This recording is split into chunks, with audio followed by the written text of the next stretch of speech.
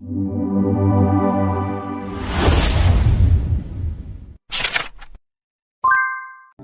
में हमें कभी न कभी किसी अपने को खोना पड़ता है या फिर किसी बड़े नुकसान का सामना करना पड़ता है, और ऐसे समय में गीता के ये दो श्लोक हमारे बहुत काम आते हैं। तो आइए देखते हैं वो कौन से श्लोक हैं और उनमें आपके लिए क्या खास है।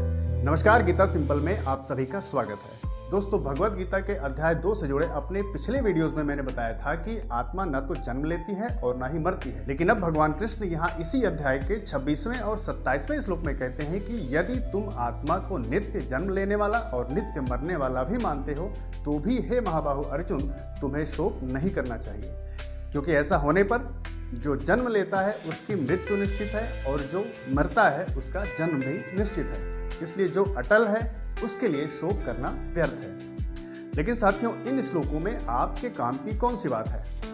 तो यहाँ भगवान कृष्ण हमें एक बहुत ही व्यवहारिक तर्क दे रहे हैं। अगर जीवन का अंत निश्चित है और यह एक नेचुरल प्रक्रिया है जिसे रोका नहीं जा सकता, तो उसके लिए ज्यादा शोक करना व्यर्थ है। कहने का मतलब है कि जन्म और मृत्यु का नियम स्वीकार करना, जिसे टाला ना जा सके उस पर शोक ना करना और कर्तव्य से पीछे न हटना, यही हमारे लिए एक बड़ा संदेश है और यही मृत्यु के भय से हमें मुक्ति दिलाने वाला है। क्योंकि आज हर व्यक्ति को कभी न कभी किसी अपने की मृत्यु या किसी बड़े नुकसान का सामना करना पड़ता है, और ऐसे समय में गीता के ये श्लोक हमें बहुत ताकत देते हैं। तो जिसे टाला ना जा सके उस पर ज्यादा शोक या टेंशन नहीं करना चाहिए, इस बात पर भगवान कृष्ण यहाँ पर ज्यादा जोर दे रहे हैं। लेकिन हम अक्सर बहुत तनाव में क्यों रहते हैं?